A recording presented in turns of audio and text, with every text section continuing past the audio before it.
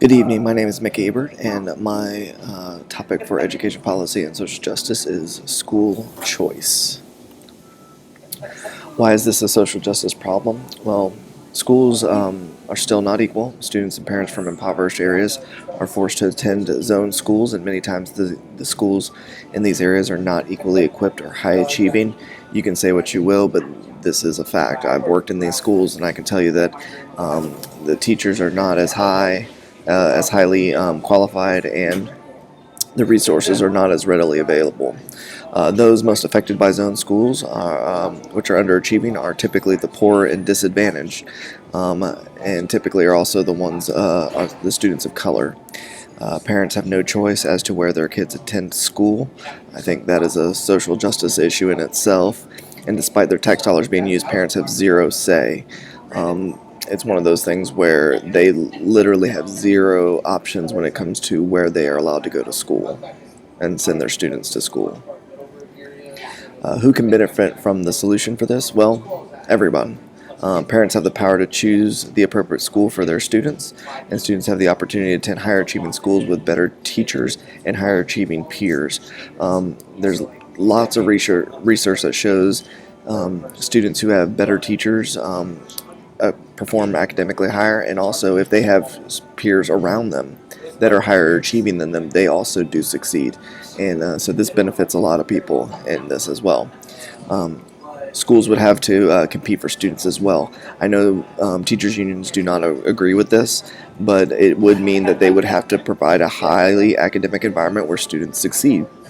And if the schools that are unable to do that, they will ultimately close, which it sounds horrible, but bad schools need to close. Only good schools that are good for our students and good for our future as a nation really need to stay open, and I've always held firmly in that position, even as a public educator at Title I schools. So why is this important to me? Well, I've worked in education for 14 years, both private and public. I worked for 6 years in private schools, and I've worked for 8 years in Title I schools. I'm going on my 9th year in Title I schools currently.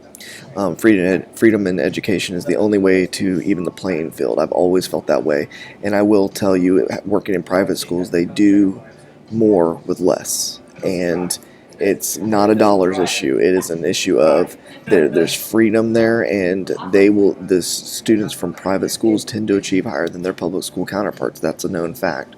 And I feel like if we brought school choice to the table, true school choice, not what's really being offered, but true school choice, we would truly even the playing field, give parents the freedom and the students the freedom to choose what schools they go to, and the ability to possibly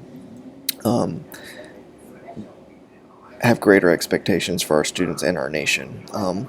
One thing that I also like as well is, and I always have loved this quote by Nelson Mandela, is education is the most powerful weapon which you can use to change the world.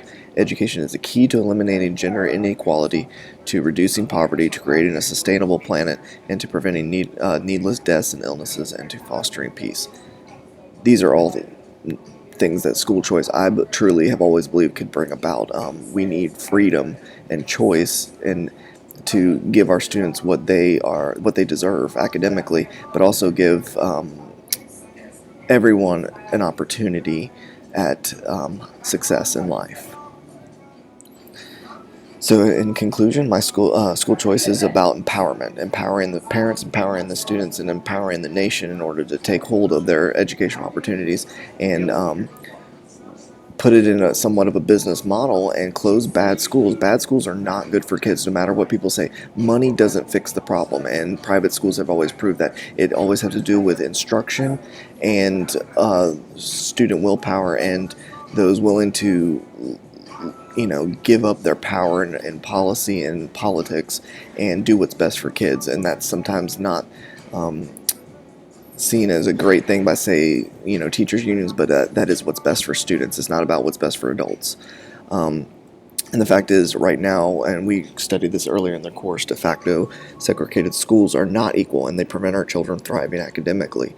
We've almost gone back into the before Brown versus education, but we're willingly doing it, and we shouldn't have to do that. We need to give more parents school choice so they're able to move their students out of schools that are not high performing schools. And I always say, look to Canada. Canada, the money is assigned to the student, not to the school district. And I think that's something I'm going to touch on when I do this research. So I thank you for this presentation, and I look forward to hearing your feedback.